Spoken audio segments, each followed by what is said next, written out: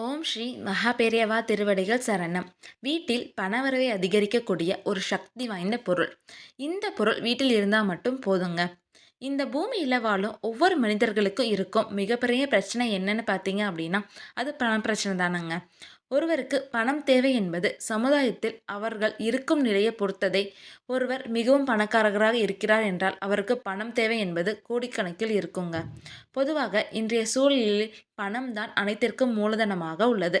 அப்படி மிகவும் முக்கியமான பணம் என்னிடம் அதிக அளவு சேரவே மாட்டேங்குது, சேர்ந்தாலும் சீக்கிரத்தில் செலவாகி விடுகின்றது என்று கவலைப்படுபவர்களும் அதிகங்க.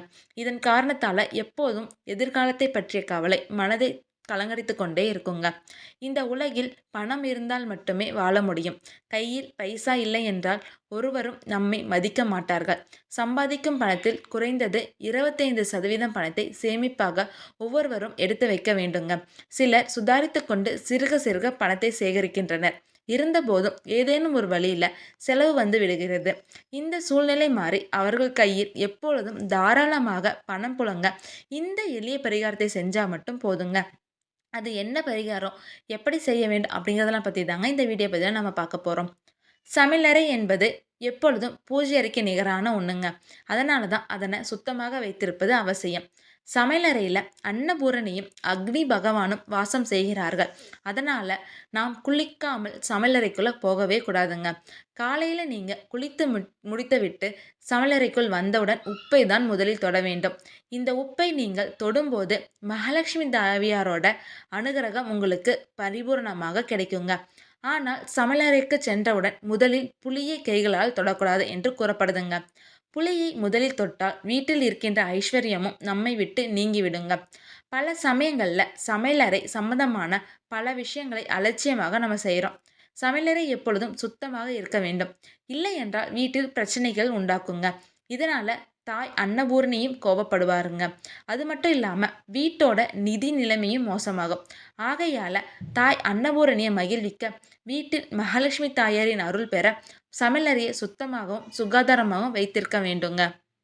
பணப்புழக்கத்தை அதிகரிக்கவும் சில வழிமுறைகள் இருக்குங்க. இந்த பரிகாரங்கள் மிகவும் எளிமையானவை. அது மட்டும் இல்லாமல் இந்த பரிகாரங்களை செய்ய நீங்கள் எந்த சிறப்பு முயற்சியும் செய்ய வேண்டியது இல்லைங்க. பூஜையின் போது ஒரு துண்டு அளவு சுக்கை எடுத்து இறைவனின் முன்பு வைத்து பண தேவையை பூர்த்தி செய்ய வேணும் அப்படின்னு சொல்லிட்டு வழிபடணுங்க. அதுக்கப்புறம் அந்த சுக்கை எடுத்து நீங்கள் சமையலறையில் பயன்படுத்தும் துவரம்பருப்பு டப்பாக்குள்ள வச்சிருங்க. இதனுடன் ஒரு சிகப்பு நிற துணியில் ₹1 நாணயமோ அல்லது ரூபாய் நோட்டோ வைத்து மடித்து துவரம்பருப்பு டப்பாவில் வைத்து விட்டால் பணவரவு பெருகுங்க. அதோடு தேவையற்ற செலவுகளும் குறைய தொடங்குங்க. ஏனென்றால் சுக்கு மகாலட்சுமி தாயாரின் அம்சம் பொருந்தியதுங்க. இந்த சுக்கை நாம் பயன்படுத்தும் சமையல் பொருட்களுடன் சேர்த்து வைக்கும்போது பணவரமானது நமக்கு பன்மடங்காக கிடைக்குங்க. இறைவனின் அருள் பெற்ற சுக்கை வைத்து கொள்வதால் செல்வ செழிப்பு அதிகரிப்பதோட மகிழ்ச்சியான வாழ்க்கையும் அமையுங்க. இந்த எளிய பரிகாரம் அதிர்ஷ்ட வாய்ப்புகளை கொண்டு வந்து பண சேர்க்கையை அதிகப்படுத்துங்க. அதனால் நம்பிக்கை உள்ளவர்கள் மட்டும் இந்த தாந்திரிக பரிகாரத்தை செய்து பலன் பெறலாங்க. ஹரஹர சங்கர ஜெய ஜெய சங்கரா. ஹரஹர சங்கர ஜெய ஜெய சங்கரா. ஓம் ஸ்ரீ மகாபெரியவா திருவடிகள் சரணம். அனைவருக்கும் நன்றி.